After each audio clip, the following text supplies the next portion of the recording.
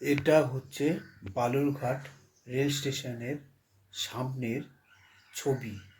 আপনারা দেখতে পাচ্ছেন বিভিন্ন ধরনের লাইটিংয়ের, যেমন লাল, নীল, সবুজ, বিভিন্ন রকম কালার হচ্ছে স্টেশনের সামনে খেলছে। এটা এখন থেকে প্রত্যেক দিন রাত্রেবেলায় জ্বলবে। এই স্টেশনটিকে নবরূপে সম্পূর্ণ রকম একটা নতুন লুকে তৈরি করেছেন হচ্ছে সাংসদ সুকান্ত মজুমদার।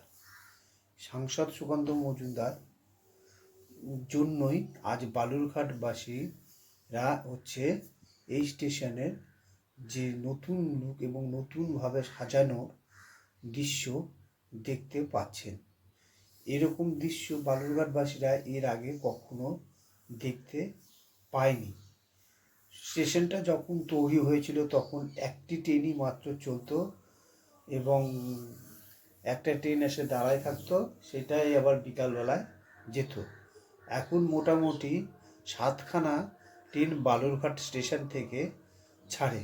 যবে থেকে সুকান্ত মজুমদার সাংসদ হয়েছে তারপরের থেকেই এই অমৃত ভারত পরিকল্পনার অনুযায়ী কাজ চলছিল স্টেশনে। তা স্টেশনের বিভিন্ন রকম কাজ চলছে, এখনও কাজ চলছে। বিভিন্ন রকম লাইন থেকে শুরু করে, তারপরে হচ্ছে ওভারব্রিজ থেকে শুরু করে, তারপরে লিফট থেকে শুরু করে যাবতীয় কাজ চলছে।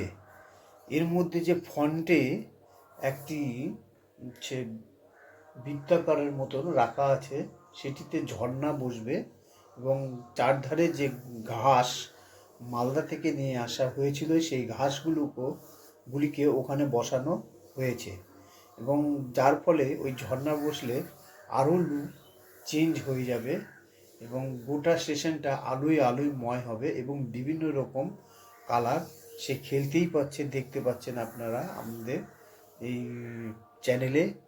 এবং এটা দু একদিন আগের থেকেই শুরু করা হয়েছে এবং বালুরঘাটের বাসীর কাছে এটা হচ্ছে একটি আনন্দের বিষয় যে আমরা সুকান্ত মজুমদারের জন্য এই জিনিস দেখতে পাচ্ছি।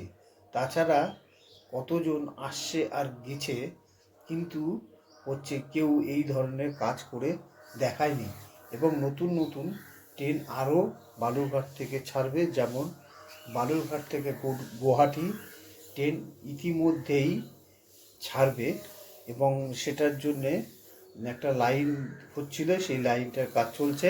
এটা কমপ্লিট হলেই বালুরঘাট থেকে গুয়াহাটি পর্যন্ত ট্রেন যাতায়াত শুরু করবে। যদি এইটা হচ্ছে একটা বালুরঘাটবাসীর কাছে উপহার, সেরকমই আমাদের বালুরঘাটের সাংসদ ও বিজেপি যে সাংসদ দাঁড়িয়েছে তাদেরকে জেতানো আমাদের হচ্ছে অবশ্যই দরকার। তাহলে পরে আমরা বিভিন্ন রকম হচ্ছে কার্যকলাপ দেখতে পাবো।